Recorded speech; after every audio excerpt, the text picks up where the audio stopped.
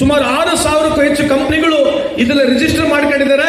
ಇನ್ನು ಮುಂದೆ ಕೂಡ ಇದು ಹಂತ ಹಂತವಾಗಿ ಕರ್ನಾಟಕ ರಾಜ್ಯದಂತ ಎಲ್ಲಾ ಕಂಪನಿಗಳಲ್ಲಿ ಇದನ್ನ ಲಾಗು ಮಾಡ್ತಾ ಇದೀವಿ ಅಂತ ಈ ಸಂದರ್ಭಕ್ಕೆ ಕೇಳಲಿಕ್ಕೆ ಬಯಸ್ತೀನಿ. ನಾವಿಲ್ಲಿ ಸೇರ್ತಕ್ಕಂಥ ವಿಶೇಷವಾಗಿ ಈ ಟ್ರಾನ್ಸಿಟ್ ಅಕಾಮಿಡೇಷನ್ ಅಂತಂದ್ರೆ ಯಾರ ಕಟ್ಟಡ ಕಾರ್ಮಿಕರು ಬೇರೆ ಬೇರೆ ಜಿಲ್ಲೆಯಿಂದ ಬರ್ಬೋದು, ಬೇರೆ ಬೇರೆ ರಾಜ್ಯಗಳಿಂದ ಬರ್ಬೋದು. ಇವತ್ತು ಸುಮಾರು ಇಲ್ಲಿ 654 ಜನರಿಗೆ ವ್ಯವಸ್ಥೆ ಆಗ್ತಕ್ಕಂಥ ಇದೊಂದು ನಾವು ಇಲ್ಲಿ ಟ್ರಾನ್ಸಿಟ್ ಅಕಾಮಿಡೇಷನ್ ಮಾಡಿದ್ದೀವಿ. ಇದೇ ರೀತಿಯಾಗಿ ಕರ್ನಾಟಕ ರಾಜ್ಯದಲ್ಲಿ ಸುಮಾರು 10 ಜಾಗದಲ್ಲಿ ಮಾಡಿದ್ದೀವಿ.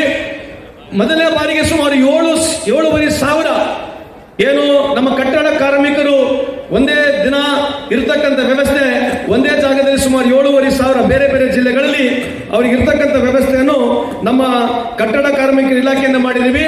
ಅದೇ ರೀತಿಯಾಗಿ ಕನ್ಸ್ಟ್ರಕ್ಷನ್ ಬೋರ್ಡ್ನಿಂದ ಕಟ್ಟಡ ಕಾರ್ಮಿಕರ ಮಕ್ಕಳಿಗೆ ಸುಮಾರು 6ನೇ ಕ್ಲಾಸ್ನಿಂದ ಹಿಡಿದು 12ನೇ ಕ್ಲಾಸ್ ವರೆಗೆ ಉಚಿತವಾಗಿ ಬೋರ್ಡಿಂಗ್ ಸ್ಕೂಲ್ ಪ್ರಾರಂಭ ಮಾಡಿರ್ತಕ್ಕಂಥದ್ದು ಭಾರತ ದೇಶದಲ್ಲಿ ಎಲ್ಲೇ ಇದ್ರೆ ಅದು ಕರ್ನಾಟಕ ರಾಜ್ಯದಲ್ಲಿ ಕಾಂಗ್ರೆಸ್ ಸರ್ಕಾರ ಮಾಡಿದ ತಮ್ಮ ಗಮನಕ್ಕೆ ಸಂದರ್ಭ ಬಯಸ್ತೀವಿ. ಲಕ್ಷ್ಮೀ ಹೆಬ್ಬಾಳ್ಕರ್ ಅವರು ವಿಶೇಷವಾಗಿ ರಿನ್ಯೂವಲ್ ಬಗ್ಗೆ ಮಾತನಾಡಿದ್ದಾರೆ. ಅವರ ಸಲಹೆಯನ್ನ ಒಪ್ತೇವೆ ನಾವು. ಆದರೆ ಅದಕ್ಕಾಗಿ ನಾವು ಇದೇನು ಮೆಡಿಕಲ್ ಮೊಬೈಲ್ ಯೂನಿಟ್ಗಳನ್ನ ಮಾಡಿದ್ದೇವೆ.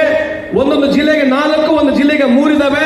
ಅದ್ರ ಜೊತೆಗೆ ಅಂಬೇಡ್ಕರ್ ಸಹಾಯ ಹಸ್ತ ಅಂತ ಇನ್ನೊಂದು ಗಾಡಿ ಬರ್ತಾ ಇದೆ. ಇದರ ಮುಖಾಂತರ ಎಲ್ಲ ನಾವು ಸ್ಪಾಟ್ಗಳಿಗೆ ಎಲ್ಲೆಲ್ಲಿ ಕನ್ಸ್ಟ್ರಕ್ಷನ್ ನಡೀತಿದೆ ಆ ಸ್ಪಾಟ್ಗಳಿಗೆ ಹೋಗ್ತೀವಿ. ತಾವು ಹೇಳ್ದಂಗೆ ರಿನ್ಯೂವಲ್ ಆಗಿದ್ರೆ ಅವರಿಗೆ ರಿನ್ಯೂವಲ್ ಮಾಡಿಕೊಡ್ತೀವಿ, ರಿಜಿಸ್ಟರ್ ಆಗಿದ್ರೆ ಕೂಡ ರಿಜಿಸ್ಟರ್ ಮಾಡಿಕೊಡ್ತೀವಿ. ನೀವೊಂದು 3 ತಿಂಗಳಿಂದ ಮಾನಿಟರ್ ಮಾಡಿ ನೋಡಿ. If you feel this doesn't work out, you please give us some more suggestion. We'll definitely try to implement ಅಂತ ಈ ಸಂದರ್ಭಕ್ಕೆ ಕೇಳಲಿಕ್ಕೆ ಬಯಸ್ತೀನಿ ನಿಮಗೆ.